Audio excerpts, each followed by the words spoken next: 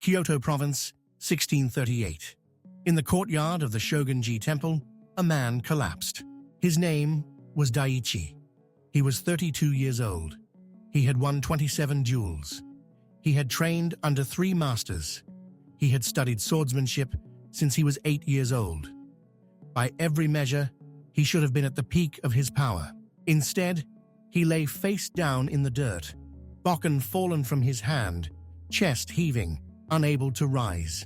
This wasn't physical exhaustion. Daichi could run for hours through mountain paths. He could practice cuts until the sun set and rose again. His body was a weapon, honed through decades of discipline.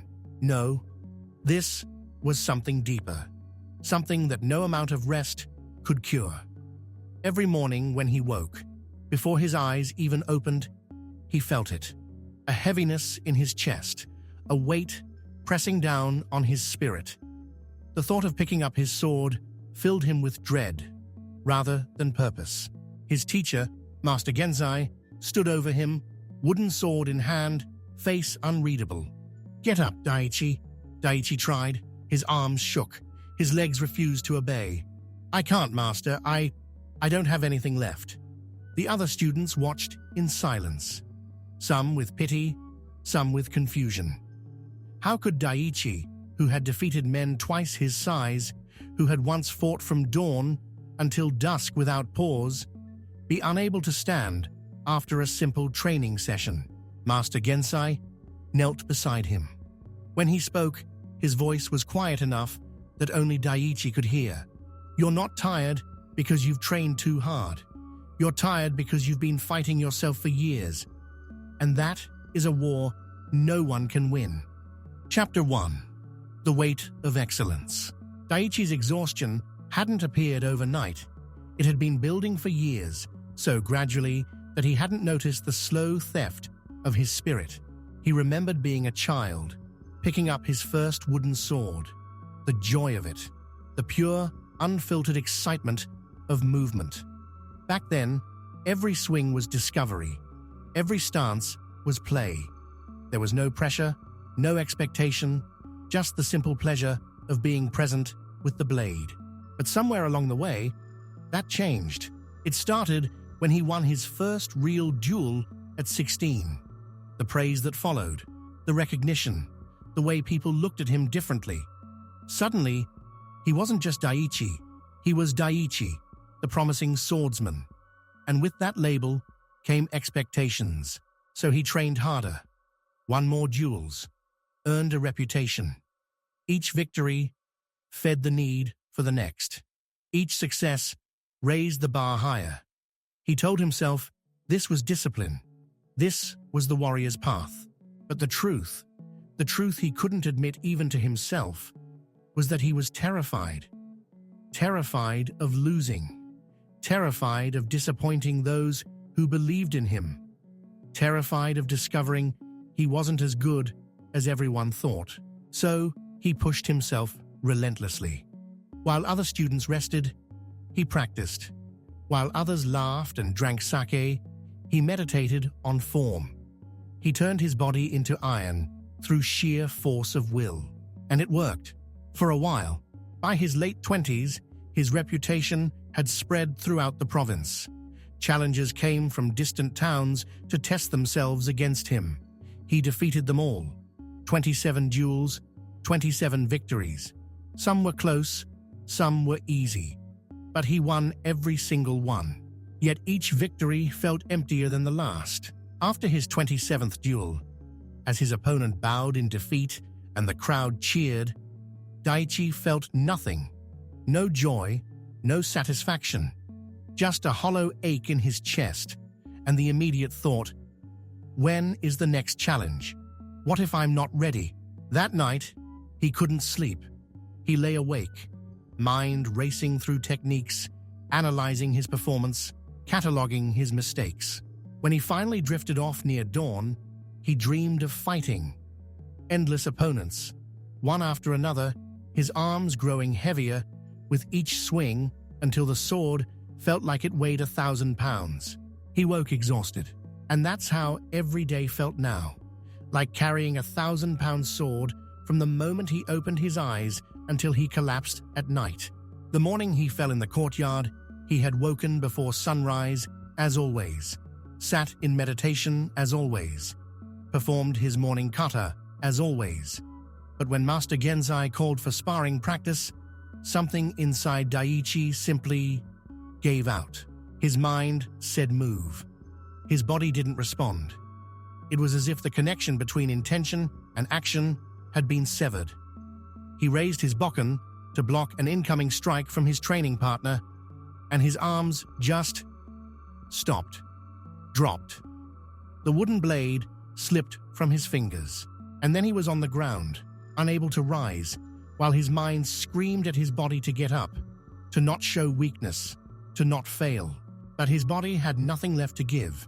Master Gensai dismissed the other students and helped Daichi to a small meditation room at the edge of the temple grounds. They sat in silence for a long time, the old teacher simply breathing, waiting. Finally, Daichi spoke. "Master, I don't understand what's wrong with me. I train as hard as anyone. Harder. I eat properly. I sleep as much as I can. But every day, I wake up feeling like I've already fought 100 battles. I look at my sword and feel only weight. I think about training and feel only dread. What is happening to me?" Gensai's weathered face was thoughtful. "Tell me, Daichi, when you fight, where is your mind? On my opponent, on his movements, his openings, his strategy. And where else?" Daichi hesitated. "On not losing, on maintaining my reputation, on proving I'm worthy of the recognition I've received, on everything except the fight itself," Gensai finished. "You're not present with what is. You're scattered across 10,000 concerns that have nothing to do with the moment in front of you. Do you know what that does to a person? It exhausts them. It destroys them. Slowly, the way water wears away stone. Every day, you wake up and immediately begin fighting battles that don't exist. You train while thinking about tomorrow's challenges. You eat while worrying about yesterday's imperfections. You try to sleep while your mind fights phantom opponents. You're not living one life, Daichi. You're trying to live 10,000 lives simultaneously. No human has enough energy for that." The words hit Daichi like physical blows, because they were true. Every syllable was true. "But Master, how do I stop? The challenges are real. The expectations are real. My opponents are real. How can I not think about them?" Gensai stood and walked to a small shelf. He removed a scroll, old and yellowed, and unrolled it carefully on the floor between them. 2 characters, written in bold calligraphy, Etienyi Liu. "Niten Ichi Ryu," Gensai said softly. "The School of 2 Heavens as one." "Do you know whose style this was?" "Miyamoto Musashi," Daichi replied. Everyone knew that name. The greatest swordsman in Japanese history. Undefeated in over 60 duels. "Yes, and do you know the secret of his power?" Daichi shook his head. It wasn't his technique, though his technique was masterful. It wasn't his speed or strength, though he had both. The secret was in how he managed his energy, how he remained fresh and present through battles that would have destroyed lesser men. And the key to that secret, Gensai tapped the scroll, is hidden in these characters. Chapter 2. 2 Heavens, 1 Path. "There's a master 3 days' journey from here," Gensai said. "His name is Takeru. He studied under Terao Kyumanosuke, who was one of Musashi's direct students. Takeru is old now, nearly 80, but he still teaches Niten Ichi Ryu to a handful of dedicated students. I'm sending you to him." "But Master, I haven't mastered your teachings yet. How can I?" "You haven't mastered your own energy, which is more important than any technique I could teach you. Go to Takeru. Train with him. Learn what Musashi understood about power. Then, if you wish, you may return." Daichi left the next morning. The journey took him through mountain passes and along winding rivers. Normally, such a journey would have been meditative, peaceful, but Daichi's mind wouldn't quiet. He worried about falling behind in his training. He worried that other swordsmen would challenge his dojo while he was gone and find him absent. He worried that he was wasting time pursuing some mystical teaching instead of simply training harder. By the time he reached Takeru's small compound, little more than a training hall and a few modest buildings nestled in a valley, Daichi was more exhausted than when he'd started. Takeru met him at the gate. He was small, barely reaching Daichi's shoulder, with skin like aged leather and eyes that seemed to look straight through you. Despite his age, he moved with an unsettling fluidity, as if he were made of water rather than flesh and bone. "Gensai sent word you were coming," the old master said, without preamble. "He said you're dying from the inside out. Is that true?" The directness caught Daichi off guard. I'm exhausted, Master Takeru. I can't seem to recover my energy, no matter how much I rest." Takeru studied him for a long moment. "Follow me." He led Daichi to the training hall. Inside, 3 students were practicing. One young man about Daichi's age and 2 teenagers. But what they were doing made Daichi stop in his tracks. They each held 2 swords, a long katana in the right hand, a shorter wakizashi in the left, and they moved with both blades simultaneously, one flowing into defense, while the other flowed into attack. The 2 weapons working together like parts of a single organism. Daichi had seen dual wielding before, of course. Every samurai carried both swords, but this was different. This wasn't awkward juggling or flashy showmanship. This was harmony. The way the students moved, it was as if the 2 swords were extensions of a single will, each complementing the other perfectly. "Beautiful, isn't it?" Takeru said quietly. Musashi called it Nitin Ichi, 2 heavens as one. But most people misunderstand what that means. They think it's just a fancy way of fighting with 2 swords. It's not. It's a philosophy of existence. He gestured for Daichi to sit. The old master settled across from him with surprising grace. "Tell me, Daichi, why do most swordsmen use only 1 sword?" "Because it allows for better control, more power in each strike." Those are the reasons they give, yes. But the real reason is simpler. It's easier. The mind only has to track 1 weapon. The body only has to coordinate 1 set of movements. Using 2 swords requires the mind to split its attention, to think about 2 things simultaneously. Most people find this impossible. Their mind gets confused, their movements become clumsy, so they stick with 1 sword and call it tradition. Takeru leaned forward. But here's what Musashi understood. The problem isn't having 2 swords. The problem is having a divided mind. When you try to think about both swords separately, you fail. But when you stop thinking and simply allow both to move as 1 unified action, something miraculous happens. You become more effective than you ever were with a single blade. He stood and walked to a rack of weapons, selecting 2 bokken, 1 long, 1 short, and handed them to Daichi. "Hold them. Don't try to do anything. Just hold them and feel their weight." Daichi took the wooden swords. The long one felt familiar in his right hand. The short one felt awkward in his left, like a child's toy. "Now," Takeru said, "show me your stance, your basic kamae." Daichi shifted into his fighting stance, the one he had practiced 10,000 times. But with 2 swords, it felt all wrong. His left arm didn't know what to do. His balance felt off. He looked down, trying to adjust, to think through the proper positioning. "Stop," Takeru commanded. "Look at me. What are you doing?" "I'm trying to find the right position for..." "You're thinking. Thinking. Thinking. Thinking. That's your problem. Not just with these swords, with everything. You think too much. You analyze too much. You try to control too much. And all that thinking, all that control, it drains your energy like water through a cracked cup. You wake up exhausted because you've been fighting yourself all night in your dreams. You can't train because you're spending more energy worrying about training than actually training. You look at these two swords and immediately start thinking, how do I coordinate them? How do I make this work? And in that thinking, you've already failed. The old master's words struck deep. Daichi felt them in his gut. Musashi's insight, Takeru continued, was that life itself is like wielding two swords. There's the outer world, your opponents, your challenges, your circumstances. And there's the inner world, your thoughts, your fears, your expectations. Most people exhaust themselves trying to fight both simultaneously.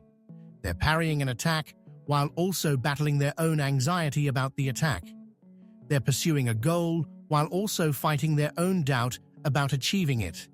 Two battles, two swords, but a mind that's divided against itself. He took the wooden swords from Daichi and moved into a stance. Even at his age, the movement was perfect, fluid, natural, effortless.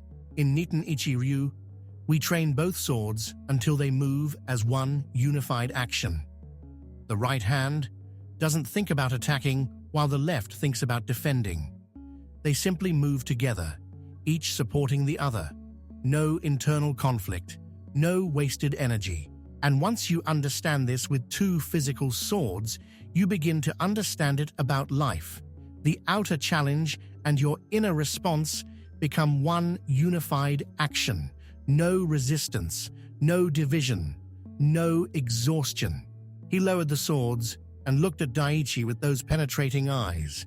That's what we're going to teach you here.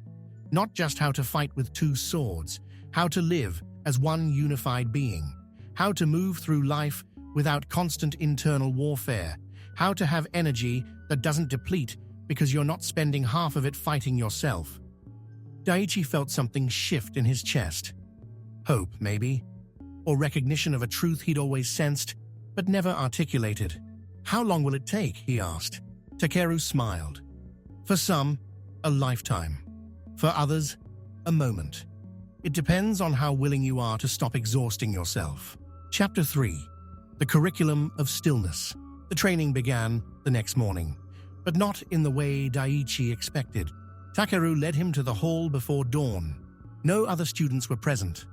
On the floor lay a single bokken, just one long sword.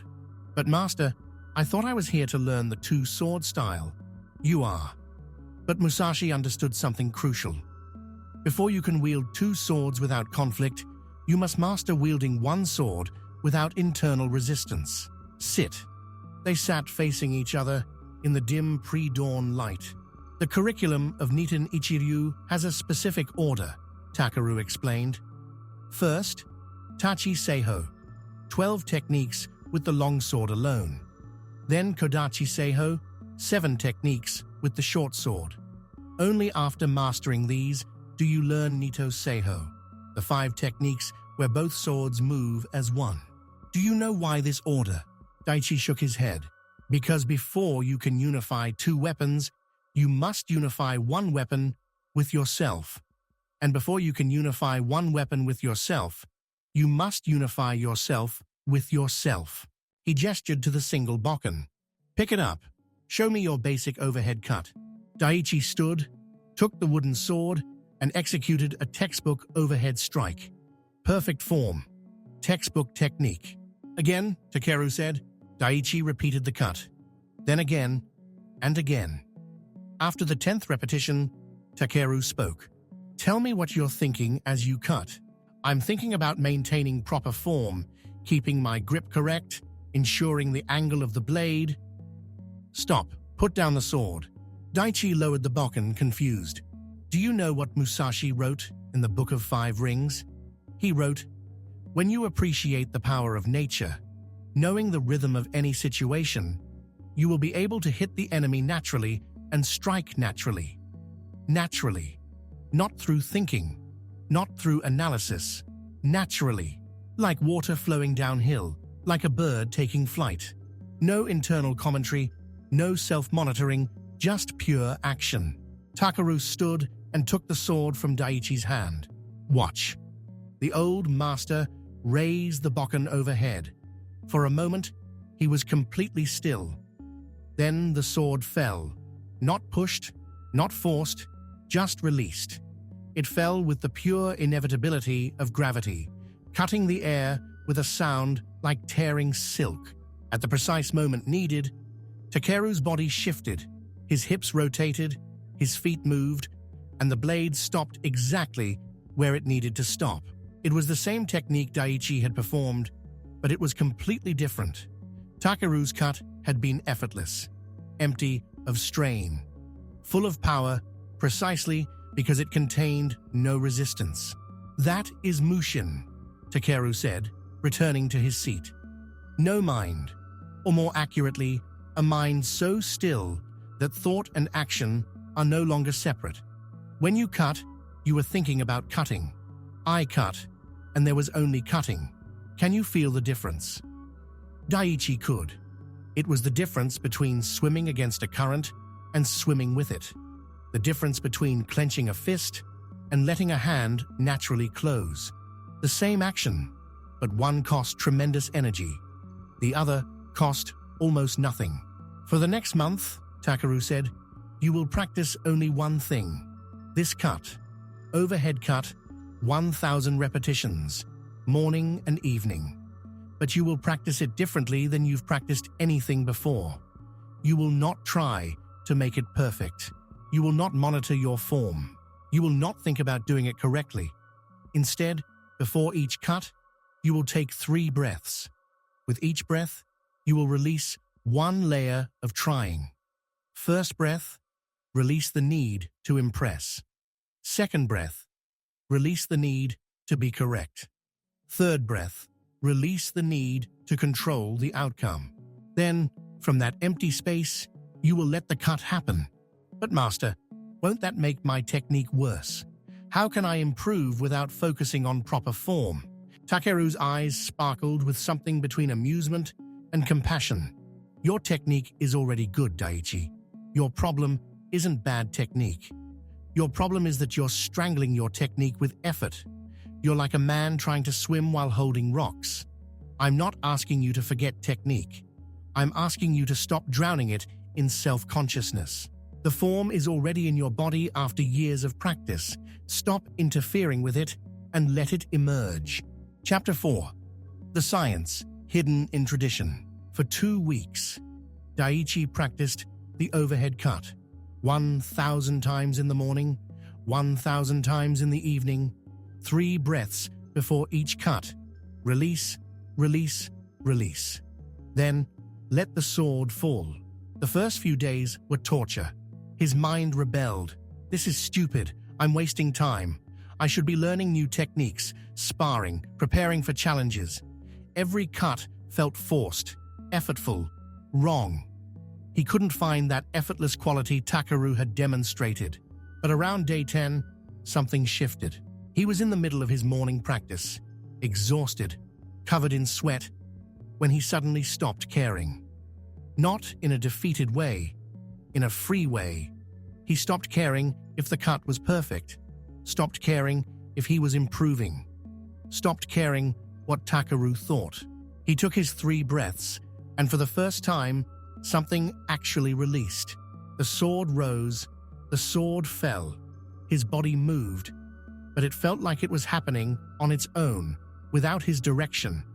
And the cut was perfect. Not because he made it perfect, because when he stopped interfering, perfection was what naturally remained. He stood there, breathing hard, bokken at his side, and felt tears on his face. He didn't know why he was crying. Maybe relief, maybe recognition, maybe grief for all the years he'd exhausted himself by trying too hard. Takeru appeared beside him silently. "You felt it," the old master said. "It wasn't a question." Daichi nodded, not trusting his voice. "Good. Now you're ready to understand what Musashi really discovered. Come." They left the training hall and walked to Takeru's small study. Inside, books and scrolls lined simple wooden shelves. Takeru selected one, a worn copy of something Daichi recognized, Gorin no Sho, the Book of Five Rings. Musashi wrote this near the end of his life, Takeru said, carefully turning pages. Most people read it as a manual of sword technique, but it's really a manual of energy management. Listen to this passage from the Water Book. He read aloud, "With water as the basis, the spirit becomes like water. Water adopts the shape of its receptacle. It is sometimes a trickle and sometimes a wild sea." Takeru looked up. What is he saying? That we should be flexible, adaptable, deeper. He's saying that energy has a natural flow. Water doesn't exhaust itself. It doesn't wake up tired. Why? Because it never resists its own nature. A river doesn't try to be a better river. It simply flows in whatever form the landscape allows. And in that total non-resistance, it has immense power. It can carve through mountains given time. But it never tries. It just flows. He turned to another section. Here, from the Void Book. By knowing things that exist, you can know that which does not exist. That is the void. Most people think this is mystical nonsense, but Musashi is pointing to something precise. The things that exist are your techniques, your knowledge, your accumulated skills. The thing that does not exist is the trying, the grasping, the desperate need to prove or control. That emptiness, that non-existence of interference, that's where real power lives. Takeru closed the book and looked at Daichi intently. Modern science has begun to understand what Musashi knew 400 years ago. There are studies now about the brain during peak performance.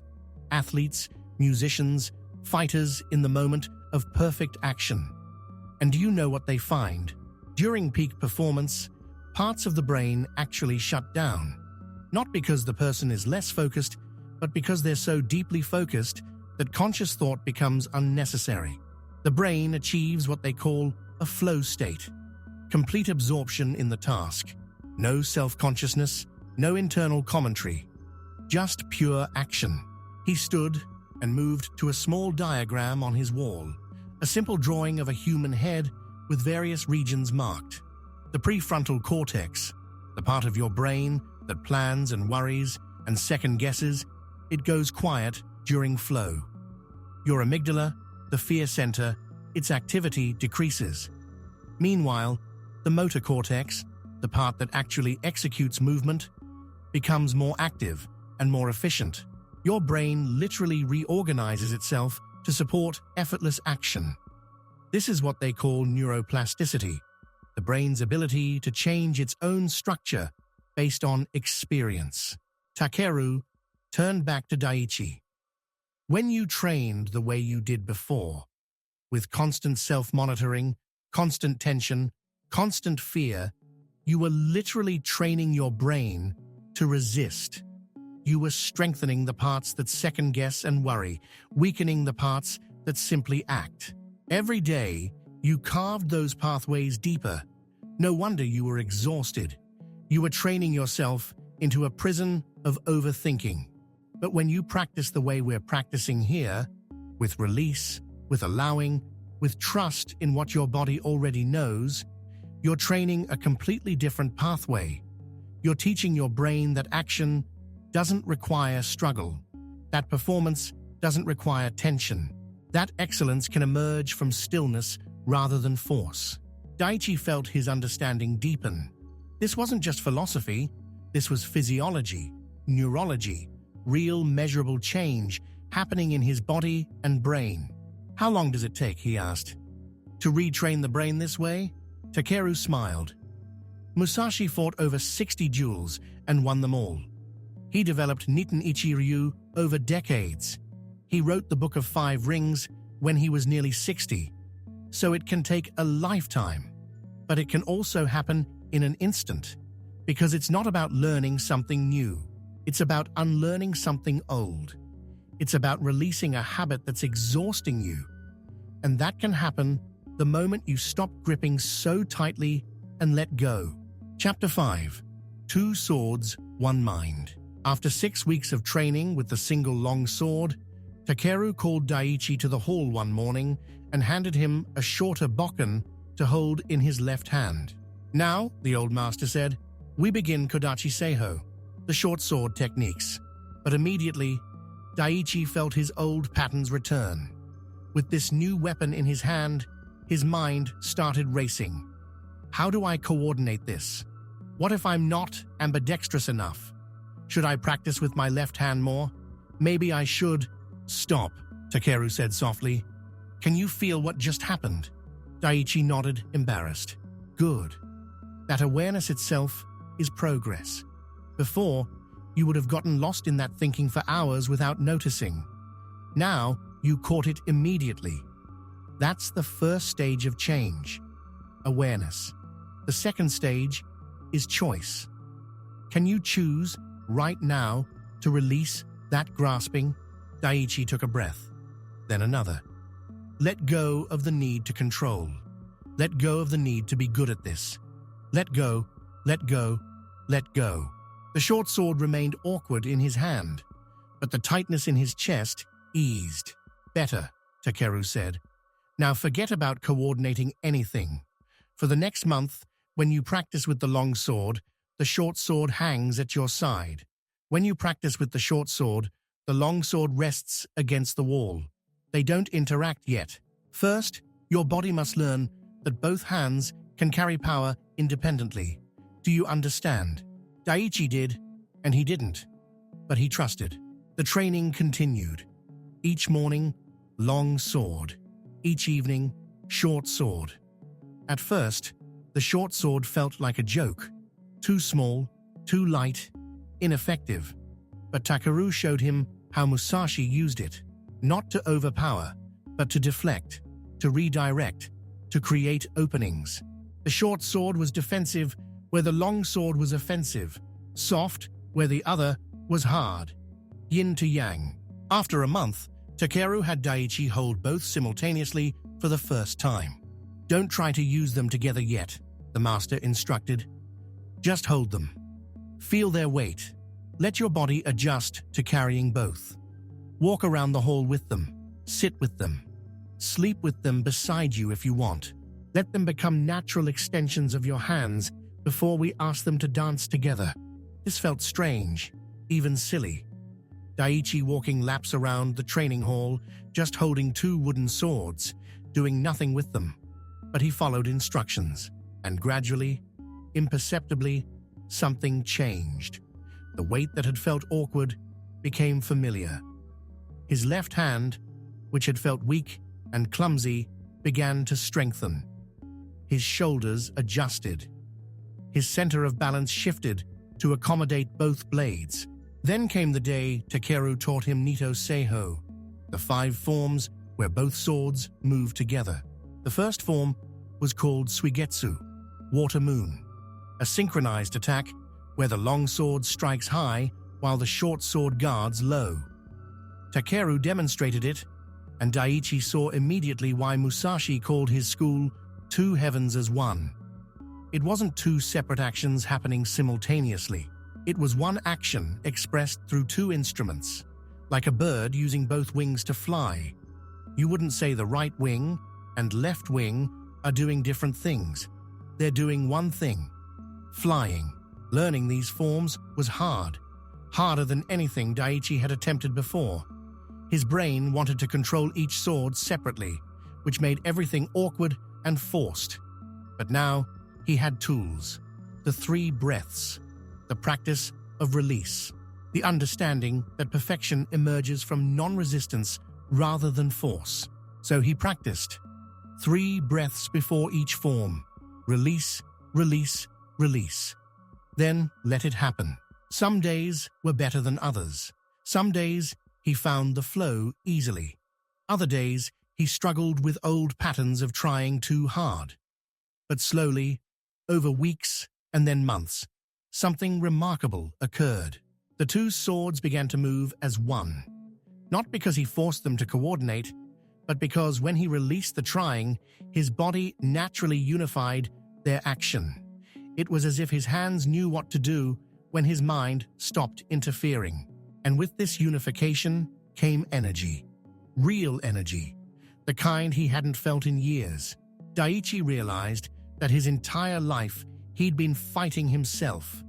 Part of him pushing forward, part of him holding back, part of him wanting to achieve, part of him afraid of failure, part of him striving for recognition, part of him believing he wasn't worthy. Two opposing forces, locked in constant battle, draining his energy like two horses hitched to pull in opposite directions. The two-sword training was teaching him something profound. When the opposing forces unified, when effort and ease moved together, when ambition and acceptance flowed as one, when the outer challenge and the inner response became a single action, then energy stopped depleting, because there was no internal resistance burning it away. Chapter 6. The Battle That Wasn't.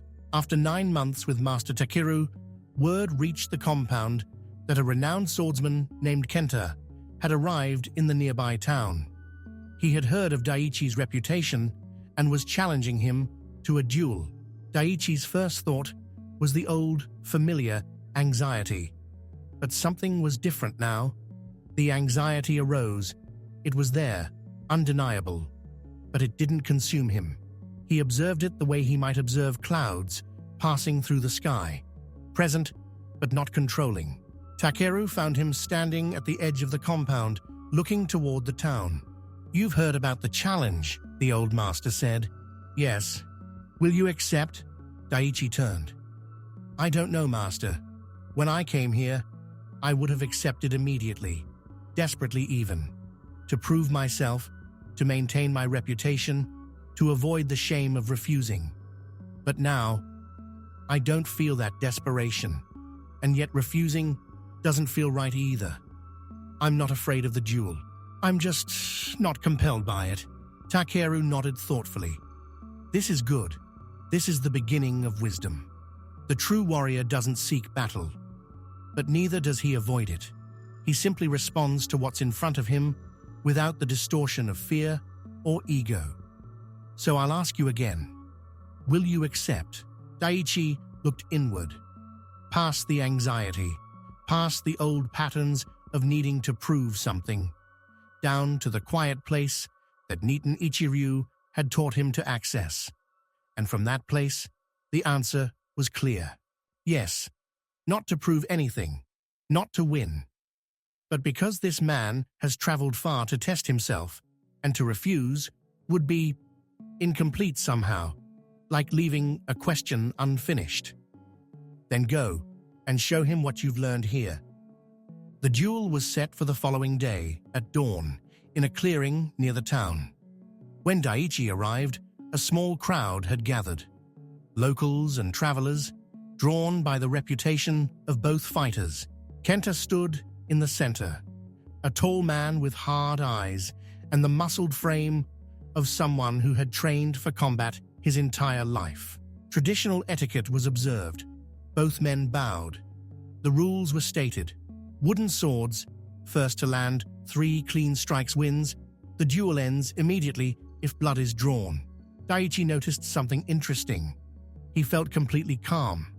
Not the forced calm of suppressing anxiety, not the artificial confidence of psyching himself up, just a simple, clear, present awareness. His body was ready. His mind was quiet. His 2 bokken, long and short, hung naturally at his sides. The judge called for the match to begin. Kenta moved first, fast and aggressive, coming in with a powerful overhead strike. 9 months ago, Daichi would have tensed, thought about the proper counter, tried to execute it correctly. Now, his body simply responded. The short sword in his left hand rose to deflect Kenta's blade, while the long sword in his right was already moving toward an opening in his opponent's guard. Kenta barely blocked it, his eyes widening with surprise. They separated, circled. Kenta attacked again, this time with a combination. High, low, high. Daichi flowed like water. The short sword handled the high strikes. The long sword redirected the low one and countered.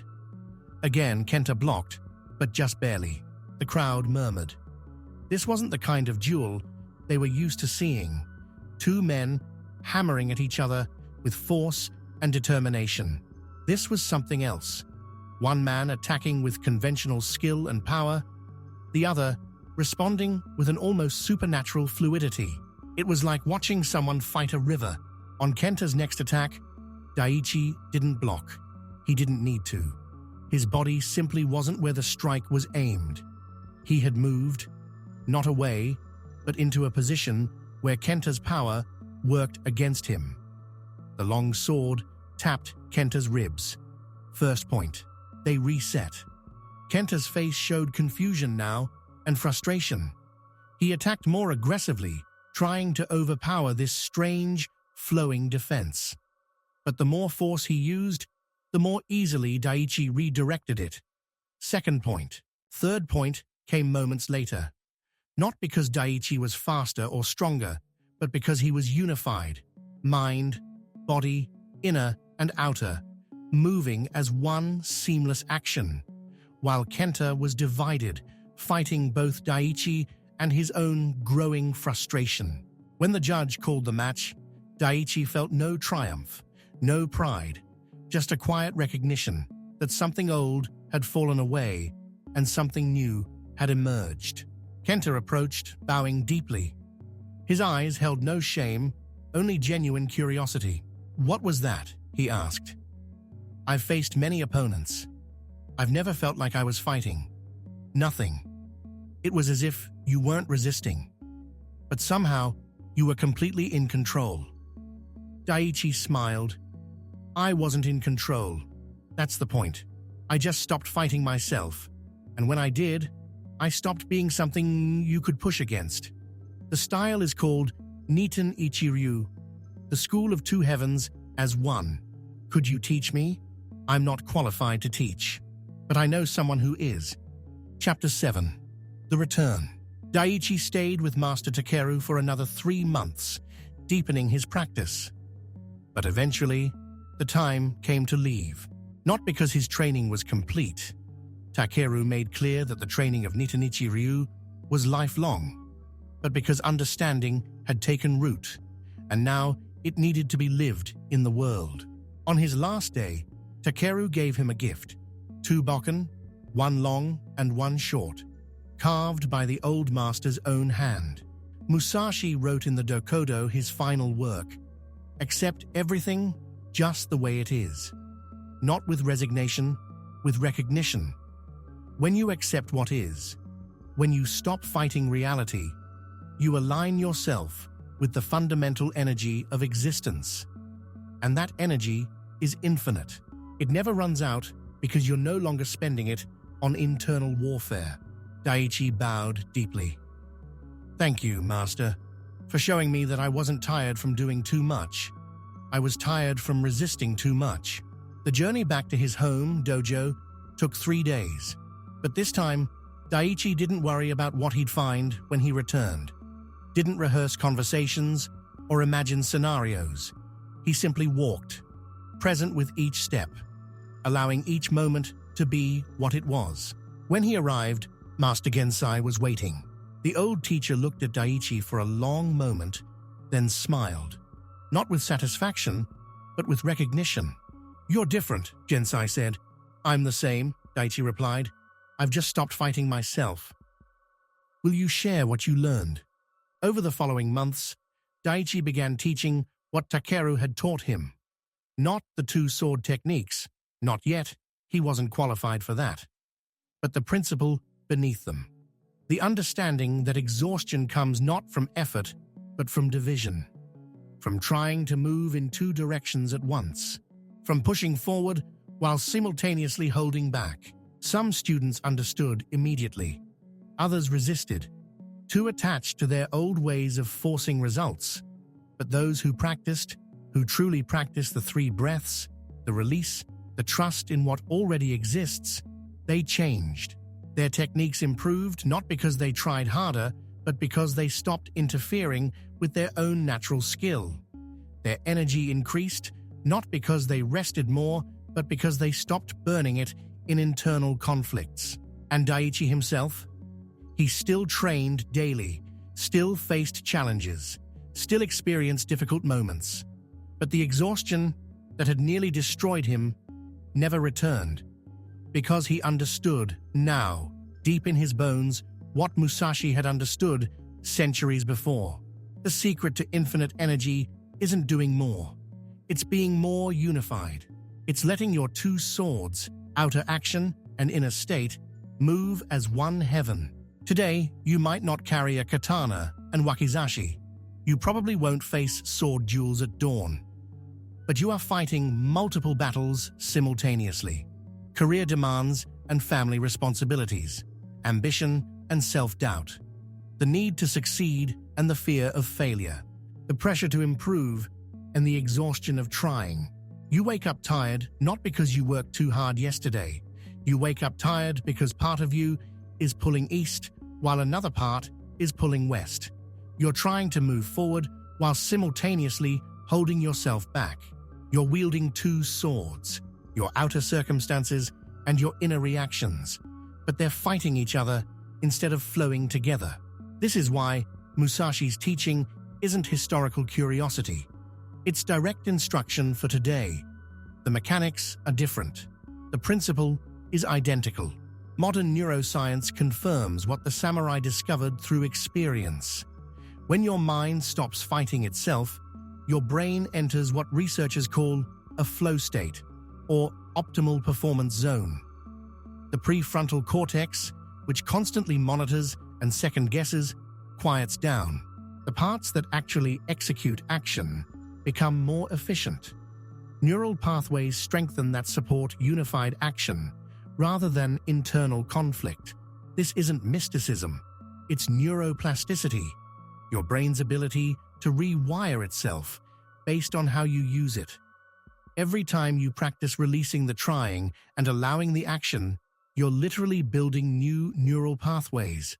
You're training your brain to access the state that athletes call the zone, that artists call inspiration, that Musashi called mushin, no mind.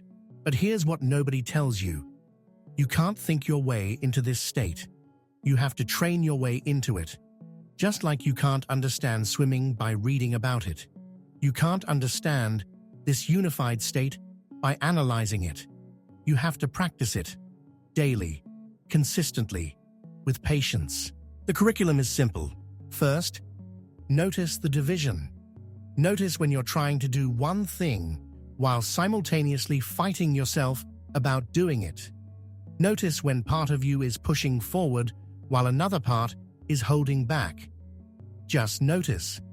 This is awareness. Second, practice release.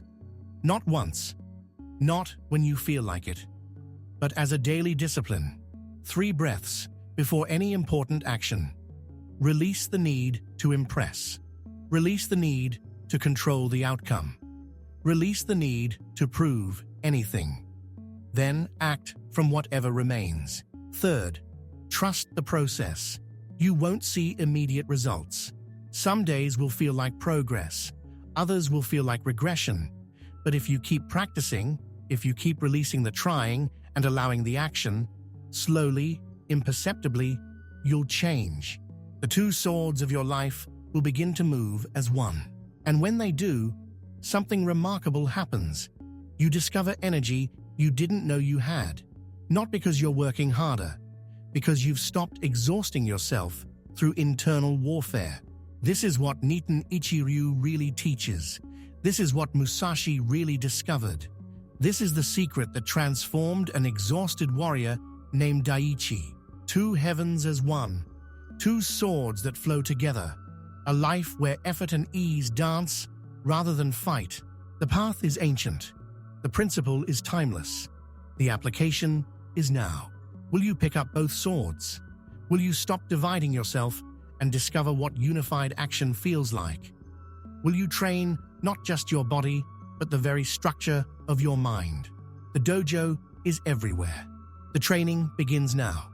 The only question is, are you ready to stop exhausting yourself and start flowing? Subscribe to this channel if you're ready to walk this path with us, to learn the ancient practices that build modern mastery, to discover that the answer to burnout isn't rest, it's unity. See you in the next lesson, warrior.